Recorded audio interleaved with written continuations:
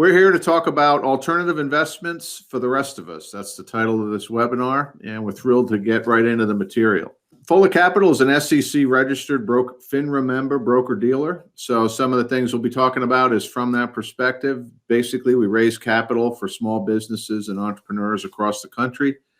And we do that a variety of ways using one of many exemptions, which I'll define that for you in a minute. And also we help with bank loans and things like that. So it's really that perspective from which we come to you today. Because of that, here's a standard disclosure. We might talk about things related to our client today, specifically related to an investment with Fly Wilmington. To make a good, sound investment decision, you ought to just go to the site and get all the information you need to make a good decision. So we might summarize some of that information today and get all the facts before you make a decision. And please take a moment to read this slide. So the topic today is alternative investments for the rest of us. But the term alternative investments means different things to different people. And one of the trusted sources of information that we use is Investopedia. And here is their definition of alternative investment. Basically, it's a simple one. A financial asset that does not fall into one of the conventional investment categories. But for most of us, it's the public markets that are the conventional investment categories. So that's where we find our investments, right? Mutual funds, things that we invest in the public markets. But for a small percentage of us, it includes other things like private equity or venture capital or hedge funds, which are the common ones that represent what we now, as a broad category, call alternative investments. Well, why is that? Let's take a journey together as we discover why that is. And I think you'll find this interesting. Now, when you see an ATM like this, most of us would walk right up to it, no matter where it is in the world, and use it. Put our bank card in there, whatever bank we're from, and we might need to pay a fee or whatever. But we're not afraid of these ATMs anymore, are we? They're ubiquitous. They're all over the place.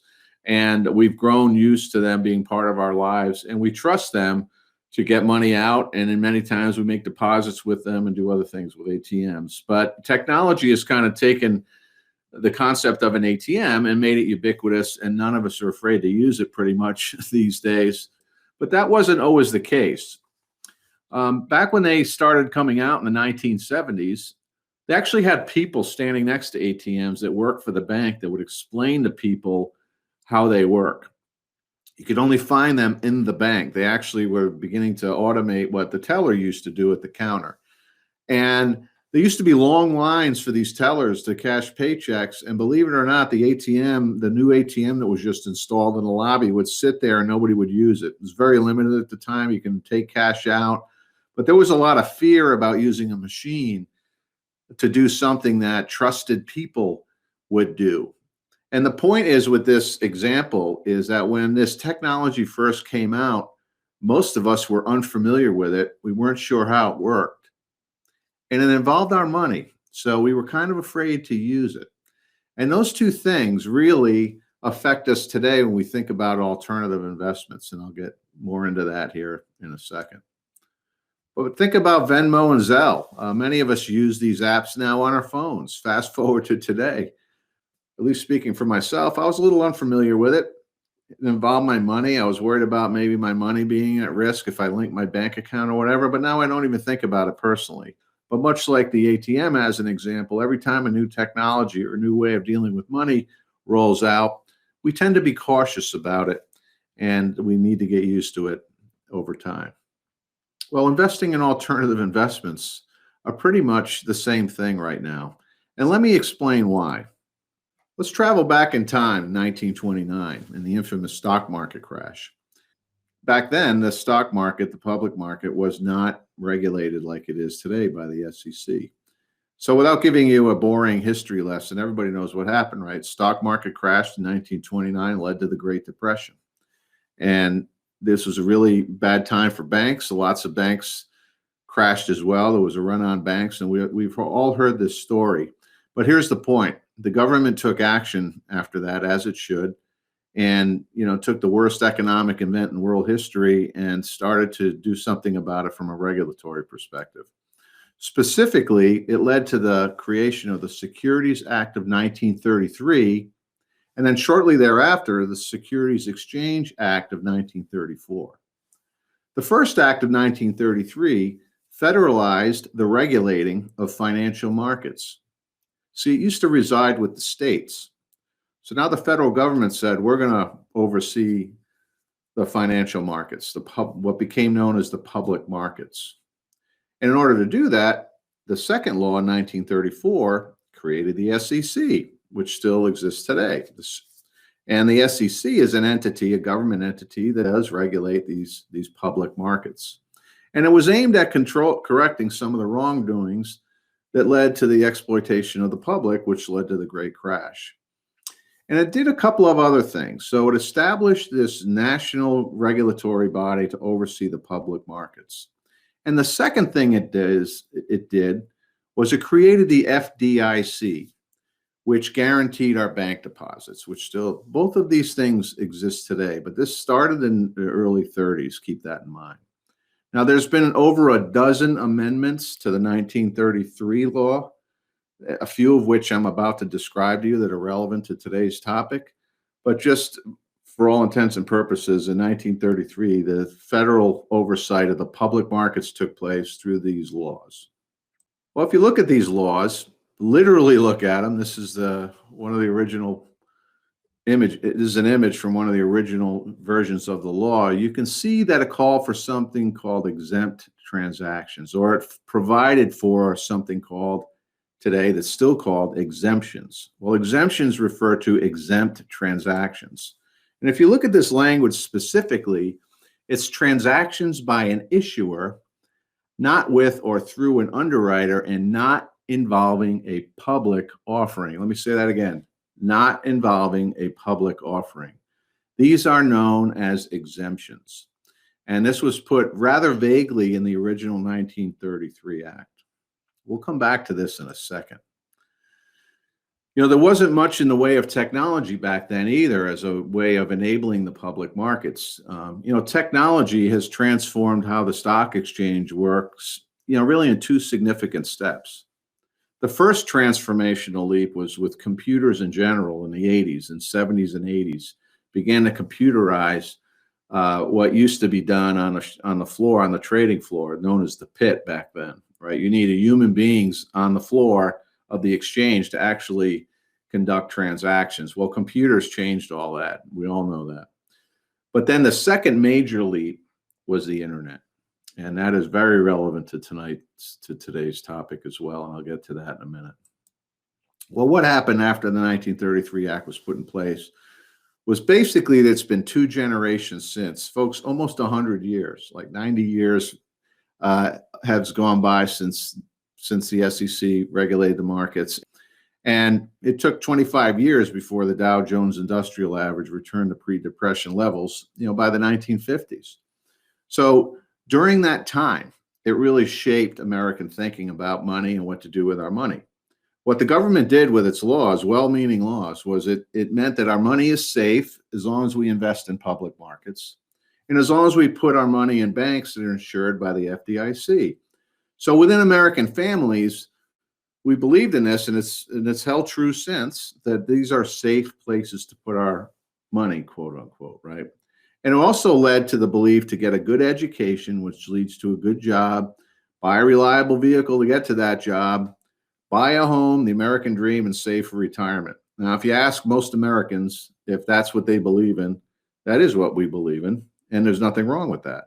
But part of that drive to believe in doing these things with our money came out of the Great Depression and the securities laws we're talking about. So I told you that there have been some enhancements to that original 1933 law. There's been over a dozen, but there is a few that are relevant to today's topic of alternative investments. A series of rule enhancements took place in the 70s and 80s. In 1974 specifically, the rules were modified. Something called Rule 146 was established to further qualify what qualifies as an exempt offering. In 1978, the SEC defined something that's called an accredited investor. Basically, an accredited investor is a wealthy individual or household or an entity like a business. And in 1982, the SEC and the government, through the government, began to clarify, defined, and establish something known as Reg D private placement offerings. So these series of enhancements resulted in rules requiring that only accredited investors can participate in Reg D offerings. So this became the domain of alternative investing, right? Folks, this created unintended consequences. This split Americans into two groups, the accredited households and the non-accredited households. While these laws were well intended, in the years since these enhancements were made, there's been some dramatic impacts on American life. And let me just kind of give you a view of that. So this chart shows you the amount of money that's been put into businesses in the different markets. The two blue tones are the public markets. The largest blue tone is public debt. That's where you can buy bonds and things like that on the market. And the small blue bar at the bottom are IPOs, companies going public on the market, or companies that are already public issuing new tranches of stock that are available on the public markets. Look how small that bar is, right? Now look at the green bar. The green bar is Reg D offerings. And starting in 2017, as this chart illustrates, more money has been invested in companies in this country through Reg D offerings than through the public markets, and it hasn't stopped since. In fact, what it's led to over the last 90 years, these unintended consequences is this. 11% of the U.S. households fit the definition of accredited investors. Again, these are businesses. You can check the SEC's website for the full definition of accredited, but basically 11% of the U.S. population fits into this definition. But take a look at this, folks.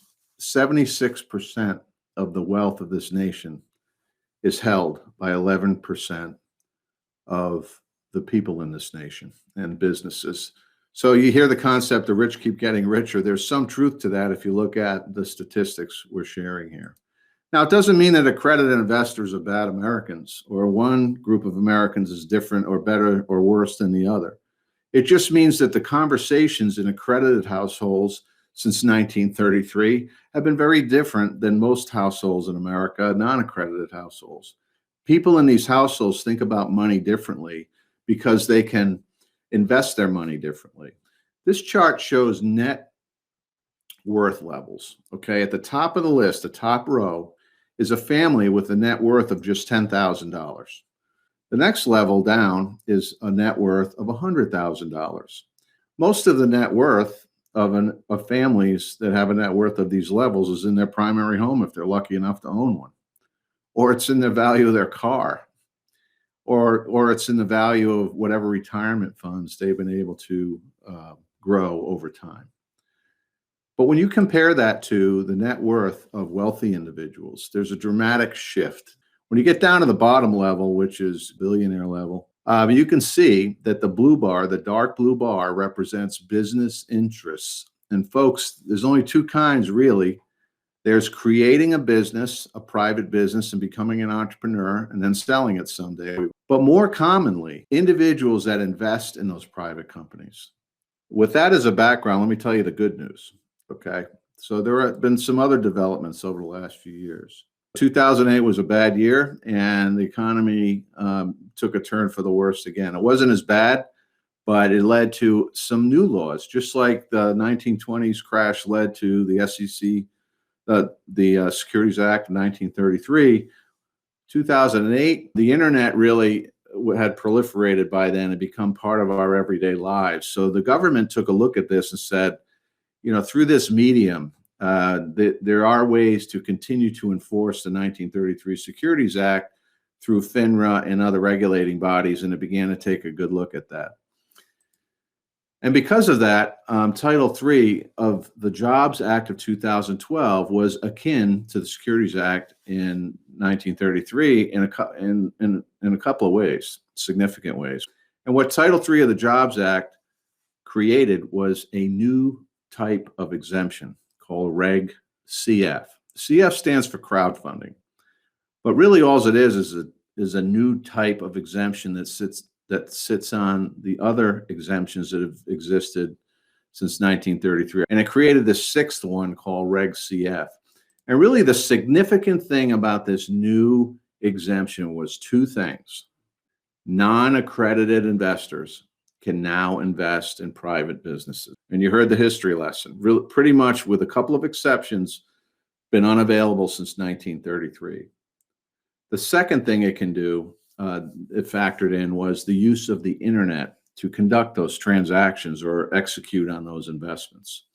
So in order to do this today, to use a Reg CF as an exemption, a company has to go through an SEC registered broker-dealer, which FOLA Capital is, or they have to use one of the many FINRA authorized platforms that specialize in these types of transactions. And through those two means, the government regulates the industry. The same Securities Act of 1933 still applies in terms of the rules that we use to raise capital under Reg CF, but in these two significant ways. Number one, you can use the internet, and number two, non-accredited investors can invest. That was the big news flash for the design of Reg CF.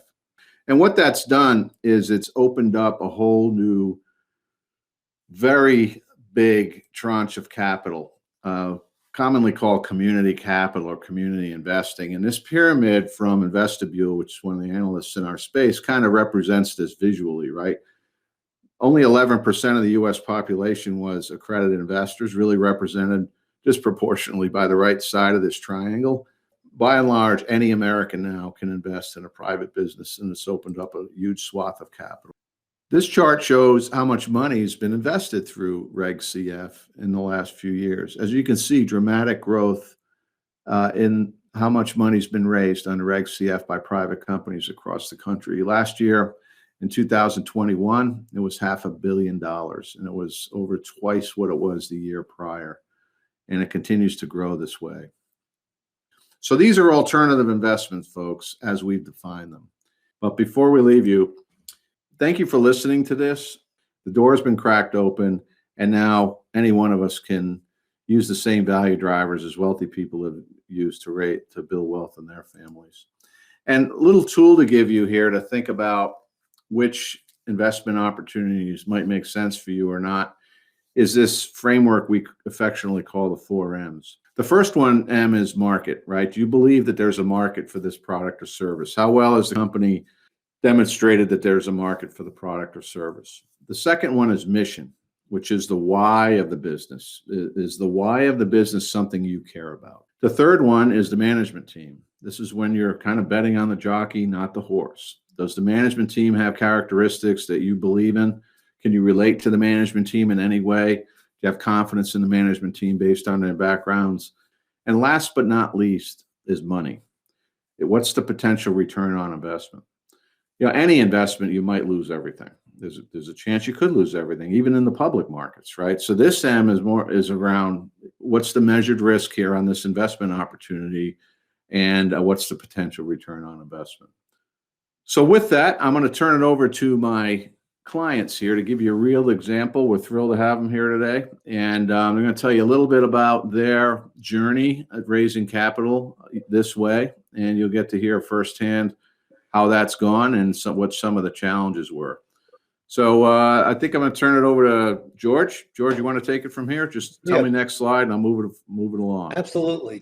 Thank you, John. So I am George Jameson. I'm the co-owner of Fly Wilmington LLC. The other half of my co-ownership is Patrick McGuire. Patrick is an officer, a major in the U.S. Marine Corps Special Operations, MARSOC. And I am a partner in a firm called Spencer Stewart. And we came up with the idea of opening, you can go to the next slide, John, if you'd like, opening a wind tunnel, a high-tech skydiving wind tunnel in Wilmington, North Carolina. We've been working on this for about 4 years now. And the genesis of the idea was actually from Patrick. Patrick is a military free-fall skydiver.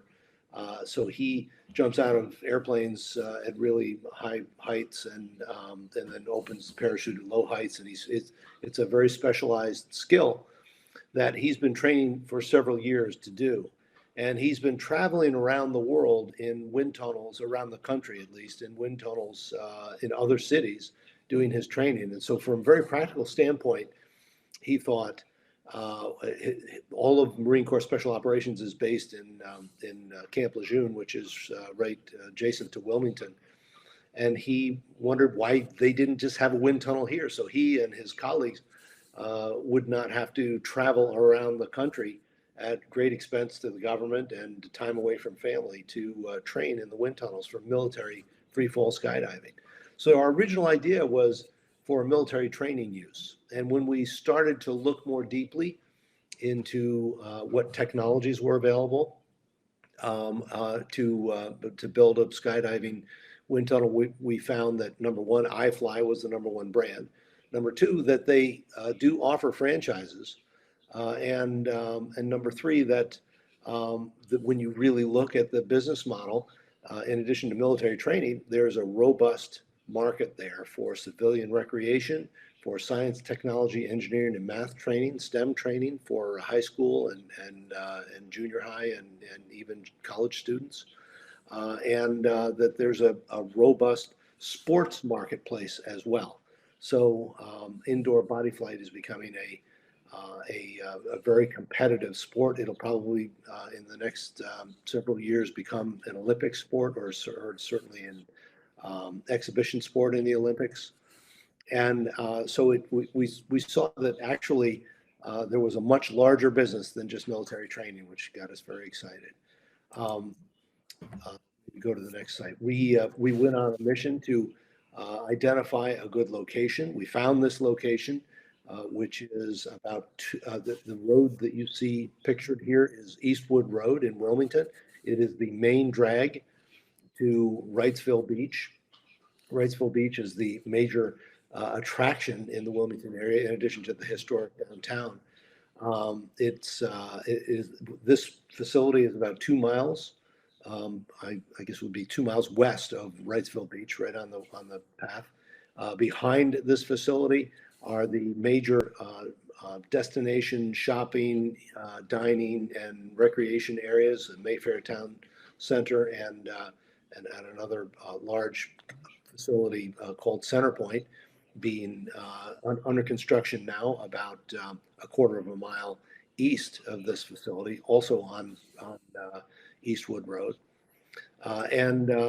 So we found a great location. There are about a little more than 80 iFLY tunnels in existence right now.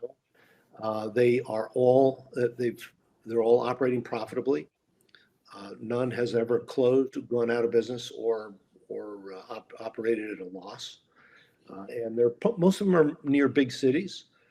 But some of the most successful tunnels in the iFLY system are actually based on the same business model, the same three-legged revenue stool that we have in our business plan, which is civilian recreation, tourism, and then military training. Next slide.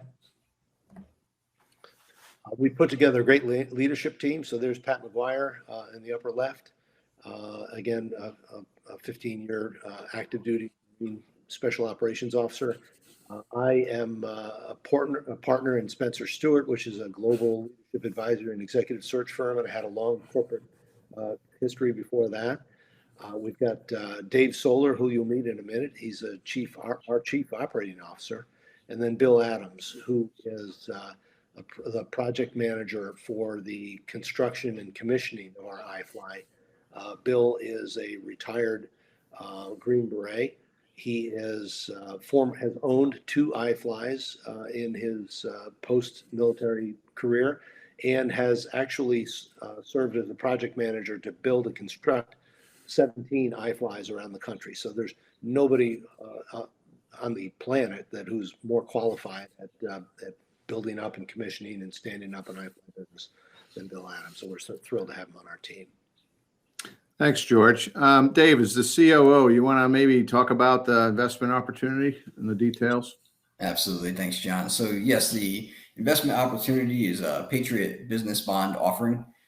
There is a minimum of $2,000 investment.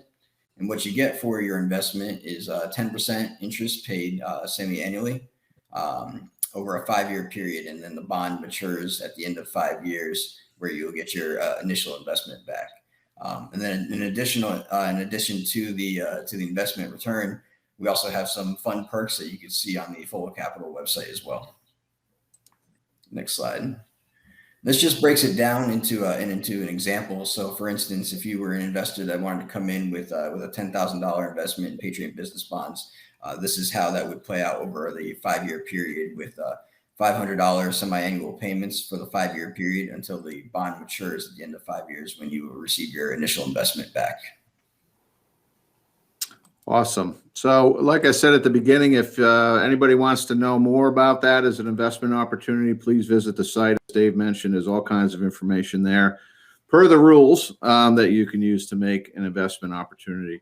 So we got a few minutes left. I'd like to ask you guys a couple questions. One is, what's been your experience so far running the campaign? The campaign's several months along now. We've done a first closing, so it's been somewhat successful so far, but we're not at our goal yet.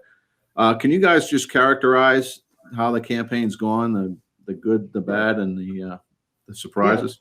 Yeah. And just to put it in perspective, John, I think this is important.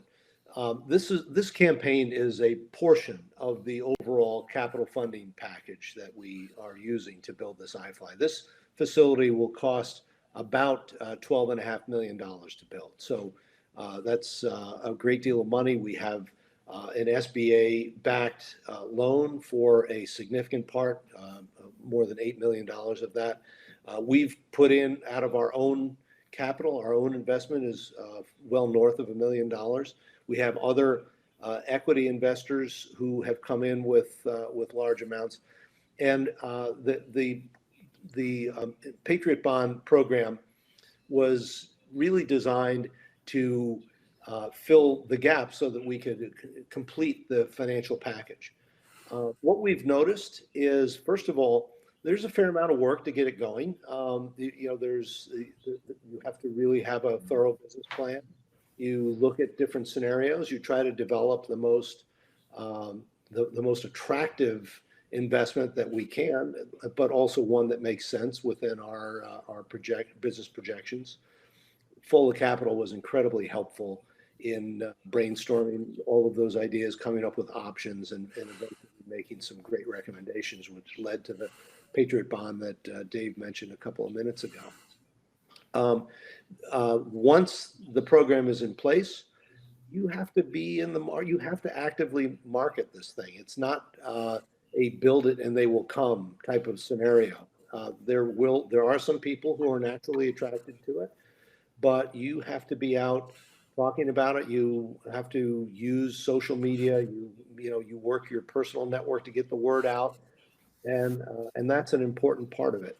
The other thing that we've learned with this kind of investment is that the people, our biggest investors so far, have been people who, number one, are veterans, so they kind of have an affinity towards a veteran-owned business, which we are, but also people who really understand the training aspect, and the potential, the income potential of this. So targeting the message toward people who are going to have an innate understanding of what you're trying to do has turned out to be important in our experience. Now, again, if you're opening a Mexican restaurant and all you have to do is find people who love Mexican food, that's probably a little different than the specialized use that we have here. But those have been some of the lessons learned, and it is what you find out is that there are a lot of things that you just haven't thought of. There are a lot of technical aspects of trying to raise money this way that are important to get them right. And so getting in business with a real professional team like the team at Full Capital is critical to being successful in something like this. And I'd like to add, George, as well to that, that we know that, this isn't a passive, it's not a passive investment. It's something, from an investor standpoint, which I think is great, is that the management team is directly involved in the campaign, and we speak, to potential investors through these webinars or doing the live events. And the investor gets to meet us, and it's usually a series of conversations from an event like this to usually a follow-on call, or in person if possible, to sit down and really get to meet the management team and meet the potential investor and understand each other's stories and interests. We've just found that is such a great way for investors to get to know us and really believe in the team and believe in the story. Yeah, I'm glad you brought that up. Everybody thinks, which is, I could give you some facts to support this. We don't have time for it right now because we look at it all the time. It gives this belief that if you use Reg CF and the internet, you just post your offering up there and sit back and watch the money come in. It doesn't really work that way in the real world. And the fact that, appreciate you bringing that up, the internet merely executes the transaction. The interest in investing comes from due diligence done by investors on their own through the information that has to be posted there under the regulations. But from a real practical perspective, particularly the larger checks, still it's the old-fashioned way of talking to investors and educating them and giving them the confidence in the management team to make that investment, write that check. So thanks for bringing that up, Dave. Probably have time for this other one. We were talking earlier, Dave, about this, which led to this question, which is, let's talk about challenges. What's been your challenges specifically relating to, making people aware of a couple things. One is that they can now invest in a private business, which is a challenge in the industry, that most people don't know that they can do that, right? Because for 2 generations, their families haven't been allowed to do it. But secondly, what's been your challenge around that, and any surprising things coming up that you've experienced? Yeah, that's a great question, John. And I'll say one thing that we've certainly learned in that aspect, and you've addressed it here earlier in the presentation, is that technology evolves, and part of our job as the management team bringing forth this campaign is the awareness and the education that this kind of offering is available. And of course, there's any risk with any investment, whether that's traditional or alternative investments. But those are risks that we already currently accept. Like when I think of my previous the way that I previously invested prior to meeting you, John, and the FOLA team, it was very passive. I out of my paycheck every month, came from my 401k and my investment account, and it went to the money manager, who I never really interacted with, and potentially would get some documents every quarter to tell me how it was doing that I wasn't really paying attention to, and there wasn't really the conversation or much attention to it. But what I've learned, like I was just previously saying, is in a case like this, where you're directly talking with the management team and they're directly involved in communicating with you, it just takes that education, to bringing it to the street and to the people that would be potentially interested in investing in this manner. Like I said, we're probably very comfortable with the traditional method of investing, and one of the roadblocks that we've run into, or not roadblocks, but hurdles that we've sometimes come across, is that when we are having those conversations with potential interested investors, a phrase that we sometimes hear is, well, let me talk to my financial guy, or let me talk to my financial advisor. And typically I would assume that those individuals may drive their client away from an investment like this, and that not because they don't they have any malicious intent on driving people away from alternative investments, but really it's just because they they understand the current market that they've operated in for so many years, and this is something that is just new. So that's been one of the challenges that we've come across, and certainly an exciting challenge, because we get the opportunity to be the education and bring the awareness out to potential investors that this may be right up their alley of something that they want to invest in.